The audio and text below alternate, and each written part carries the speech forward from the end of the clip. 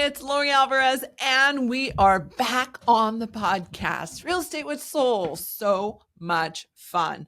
I don't know what episode. Maybe this is like 198. What is it? 194. We're almost to 200 episodes. Can you believe that? Wow, I cannot. We have had, so just a quick recap of this last month here in real estate world, real estate land. We've been slammed busy. We've helped like 9 families move just this month.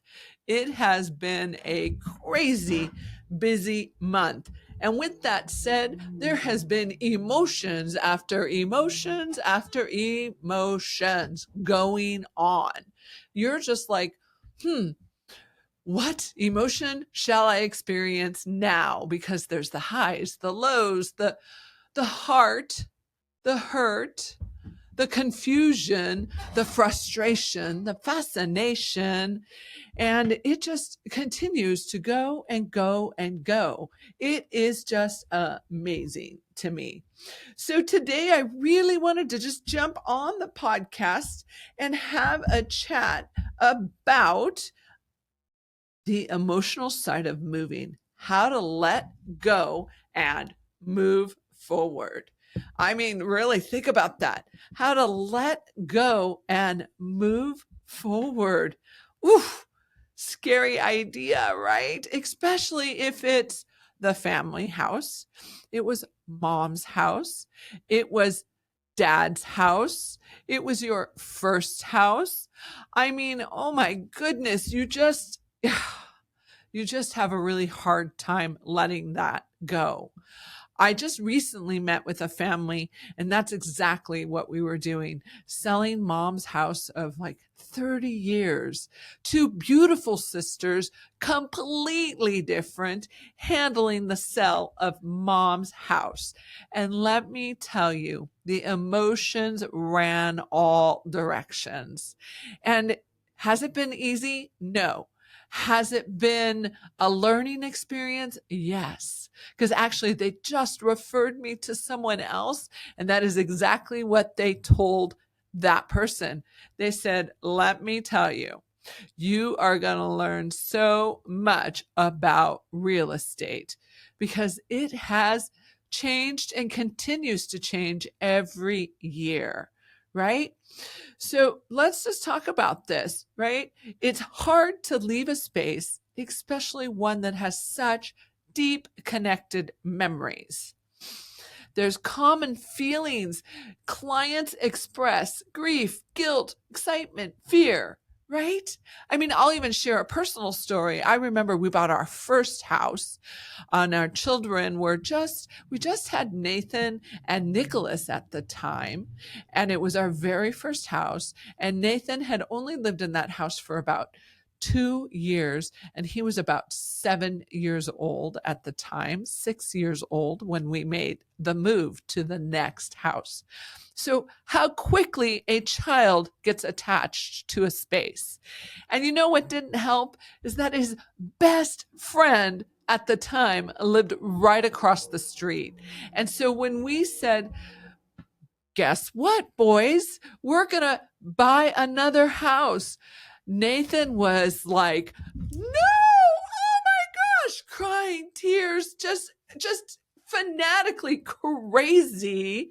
He was like, my best friend lives across the street. We cannot move, Mom. And I said, son, we're only moving 2 blocks down, and you're going to be on the same side of the street as him now, so it'll be so easy to walk to his house. That did not help at all.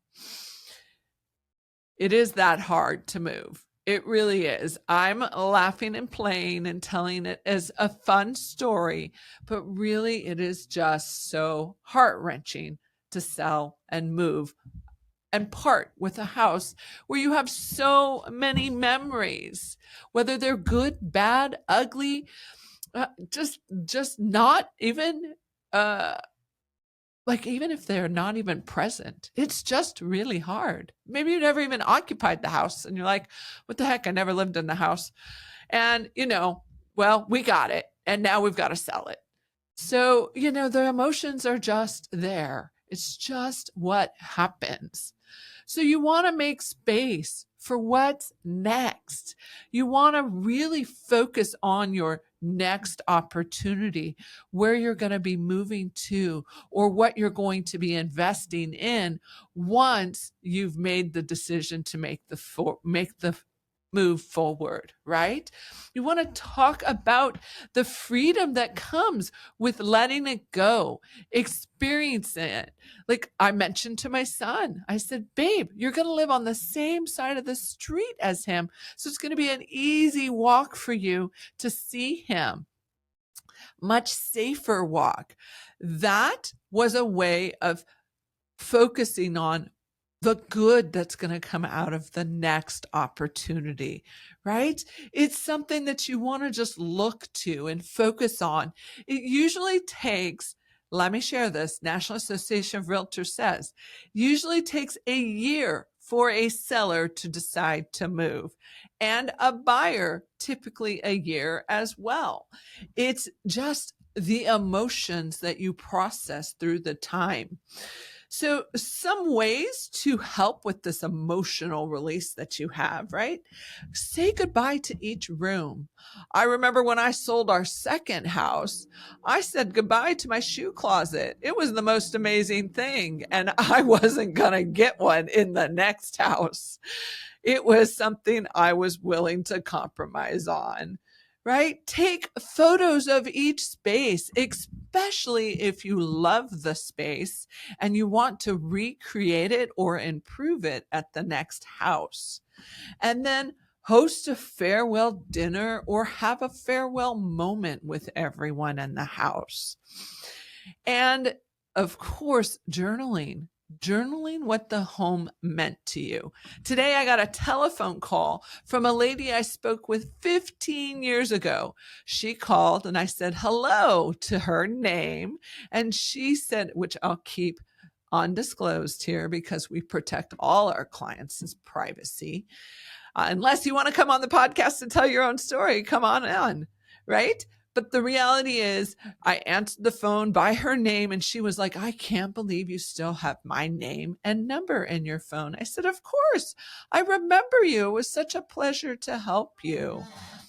And she was extremely emotional about selling mom's house. She just got it a couple of years ago. She's like, it's a hoarder's mess and I just want to get it sold. I don't even want anyone to see it. I just need to get rid of it, And so those moments happen. And she said, Lori, I remembered you because when you helped me with the other house, I had journaled about that and your name was in there and your phone number. And I remember how nice and helpful you were then. So guess what? Journaling definitely helps move that forward. Journaling helps in every way, shape, and form. So if you're not doing it, I highly encourage you to do it. Even if you talk your journal into your phone and let it write it out, whatever makes best sense for you. So moving on, how do we move with intention? How do we become that next great move? Well, I'm going to now share our fantastic magazine. Are you getting it? Are you on the magazine mailing list? This is this month's this month's magazine that came out, right? What's that? Right here. Here it is. Fantastic, fun magazine, American Lifestyle. And I really loved what it shared in this lovely issue, which is issue 134. So if you don't have it, you should get it. And you can stop by the office. We have a couple copies here, or just reply, comment down below, or DM us, and we will be sure to add you to the list. It is a gorgeous magazine. And if you're not getting magazines in the mail, well, that's what makes mail fun. Let's get you on the list so you can. So one of the things that it shares in here is how to unpack wisely. Loved this tip. If you have something that you're going to need immediately, label the box as such and pack it last so you can unload it first. What a brilliant idea, right? You lose everything, or potentially don't mark it, don't pack it. Well, those precious things that you need to have, pack it up, mark it, tape it with a different color duct tape, make it look different, and then make sure it's the last thing to go in the moving van. Fantastic tip. I really, really love that tip. So you need to just think about and be intentional when you're moving toward something new, right? Don't focus on just leaving, but focus on where you're going. The new opportunity. I got a call today, and this gentleman said to me, Lori, you're selling the house around the corner. We talked to the seller. They said amazing things about you, and we just can't wait to move to the beach. Isn't that everyone's dream? I know it's mine. There's a personal dream from me, right? I can't wait to get to the beach. So set some soul-centered goals for your new space, right? Envision, if you're wanting to go to the beach, envision what that looks like, where that is, how you can make that possible. Put together a beautiful vision board with every element of the beach on it. I mean, I accidentally painted my bedroom the color of the beach, and I did not even realize it, right? Energy clearing or simple intentions for a new chapter can just encourage you to make that move that much sooner. Start exploring the internet and looking at homes that are just what you want to move to, right? That helps you see what you want when you make the move. My favorite kind of buyer is the buyer who knows exactly what their house looks like, knows exactly how many bedrooms, how many baths. They have the details down to the T. You know why that is the best type of buyer? Because that buyer, as soon as they see that house, they recognize it because they've been dreaming about it. That is a soul-centered move. I just encourage you to put together such things. I'm a big vision board girl. We here over at Real Estate Resolved put vision boards together. We display them. They make the difference. And I've seen as I review them over time that they always come true, the dreams. You have to put action behind your step, though, right? You've got to put action behind the dream. You can't just dream about it and never do anything about it. You must do something. It's just the priority. So it's okay to feel everything you feel when you move, because there's going to be highs and lows, and you're going to get angry and hurt and sad, and you're not going to like hearing the feedback that people have to say. You're not going to like hearing the details of everything that moves forward in a real estate transaction. And yet, you need to hear it all. And you could be busy and distracted by life. And so you need to make sure that agent you're working with knows your intentions and helps protect you the best that they can. Real estate is about real lives. It's not just a transaction. It's not just a move. It is real people experiencing real live moves who are, I like to say all the time, uprooting their deep, deep foundation, the deep roots they have. They're pulling them out of the ground. And guess what? They're moving them to another location. So I really encourage you to just be okay with all of the emotions. When my clients say to me during the transaction, I'm sorry, I'm not upset at you, because let's be real, they get upset. I don't have perfect transactions. I wish I did. My clients are allowed to feel and experience and express their emotions.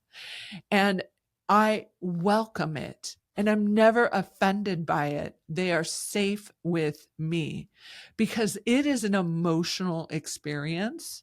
So don't ever feel you need to apologize. I understand. I'm with you in it. I do it all day long. I go from highs to lows all day long. Some people are excited to hear from me, and others are like, I'm so afraid every time you call, Lori. That's just the way it is. So I really appreciate you taking the time and spending it with me today.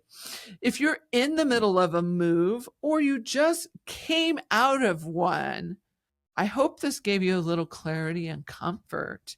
Remember, moving is a part of the transformation, and you're allowed to feel all of it. If you've got a great moving story, I'd love to hear about it. DM it to me, share it forward. Love to hear your crazy story experiences too. And if you're in the middle of a move and you're like, oh my gosh, I don't know that I'm ever going to be able to do this, you should listen to episode 33, Staying Optimistic Throughout Your Real Estate Journey.